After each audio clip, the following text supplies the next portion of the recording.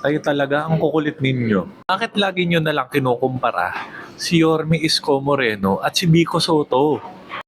Ako, sa totoo lang, ayoko talaga nang nagkakaroon ng comparison eh. Yung mga compare-compare na yan, as much as possible, hindi talaga dapat ginagawa yan eh. O ito, partida, kababalik lang ni Yorme, first year. Number 2 na ang rank ng Manila sa highly urbanized cities. Tapos yung Pasig, rank number 9. Eh naka 3 terms na si Vico Soto eh.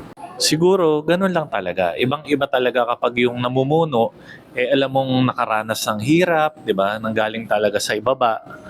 Kung ikukumpara mo doon sa mayor na alam niya na maginhawang naging buhay, tapos nepo baby pa. Doon mo makikita na meron talagang difference eh. May undeniable factor kung bakit ibang-iba yung naging achievements ng dalawa. Ito, third term na ni Vico Soto, pero yung 9.6 billion na Pasig City Hall na yan, under construction pa rin, hindi pa rin nagagamit ng mga tao. Totoo, nangailangan umutang si Yorme mula sa national government upang mapagawa ang kanyang mga proyekto sa Maynila.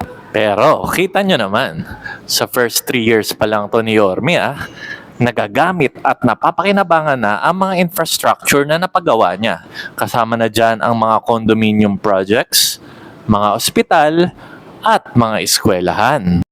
Check nyo to, yung kay Vico Soto, animation pa lang. Yung kanyang health center lang to At kung ikukumpara naman kay Yorme Isko Moreno, ang mga ospital niya, napapakinabangan na, nagagamit na ng mga tao. At syempre, nabisita pa nga ni President Bongbong Marcos. Hindi yan AI, imagination, or animation lang talagang nagagamit at napapakinabangan. Hindi talaga dapat nagko-compare eh. Pero dapat dumayo naman tayo ngayon sa housing project. Sustainable housing na to, suggestion pa lang from Sweden.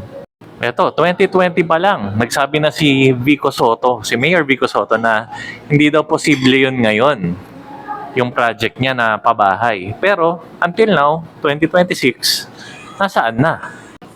Samantalang si Yorme nabigyan na ng parangal bilang outstanding LGU for housing ang Maynila. Mga disenteng tahanan na ngayon ay talagang nagagamit na. Hindi gaya ng iba dyan, hanggang imagination pa rin. Of course, sometimes it's more healthier or mas maganda talaga na nagkakaroon ng comparison para nakikita natin kung ano yung realidad, yung mga totoong proyekto na nagawa. Yung mga tangible na projects, di ba? Magkaiba talaga yung good governance laban dun sa talagang governance na makatao at maka-Diyos.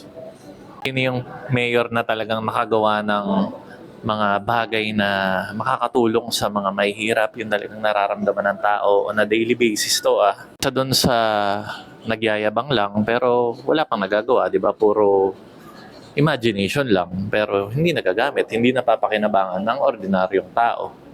Masarap pakinggan pero hindi napapakinabangan.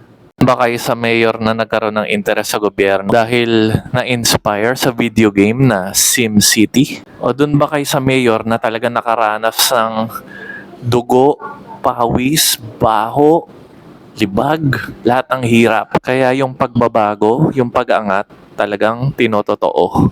Kay Yorme Isko Moreno, ang syudad niya, ginagawa niya talagang tahanang pinakamasaya. Pero kay Mayor Vico Soto, ang Pasig, syempre, Bulagaan.